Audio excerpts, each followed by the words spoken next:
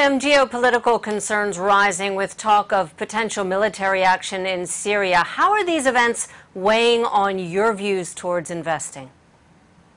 Well, Tara, I own oil, I own gold, I own things like that, and if there is going to be a war, and it sounds like America's desperate to have a war, they're going to go much, much higher. Stocks are going to go down. Some of the markets that I'm short are already going down.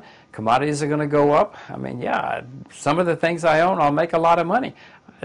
I'm not particularly keen on war, I assure you, but it sounds like they want it. Is your main concern about supply chain disruptions for oil? Is that where we'll see the biggest moves?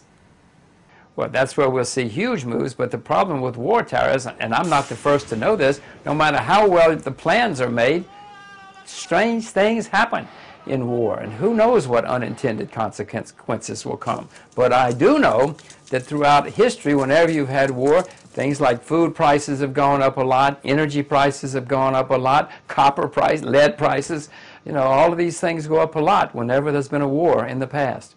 Meanwhile, moving farther to the Far East, we're seeing something of a mini crisis around Asia. The Fed's stimulus unwinding really affecting confidence in India and Indonesia in particular. Do you think this is a short-term blip, or do you think these countries face very rough waters ahead? Of course they face rough waters ahead, Tara. You know, India and Indonesia, Turkey too, which is part of Asia, all of them have huge balance of trade deficits, which they've been able to finance with all this artificial free money that's been floating around. Now the artificial sea of liquidity is going to end someday, and when it ends, all the people depending on this free money and this sea of liquidity are going to suffer. Whether it's this week or this year or next year, they're all going to suffer. We're already, though, Jim, seeing sort of the unwinding of what happens when there's fears of that stimulus coming out. What's next for these countries? Where does it go from here? Tara, we haven't seen much of anything yet. I mean, normally in bear markets, things go down 40 to 80%, and people give up. They throw the shares out the window, and they say, I never want to invest again as long as I live. Sure, we've seen some declines. Have we seen panic? Have we seen terror?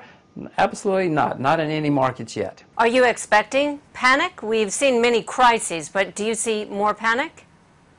Yes, of course. When this artificial sea of liquidity ends, we're going to see panic in a lot of markets, including in the U.S., including in West developed markets. I mean, Tara, this is the first time in recorded history that all major central banks have been flooding the money with artificial money printing at the same time, when they've all been trying to debase their currencies at the same time. This has never happened in recorded history. When this ends, it's going to be a huge mess.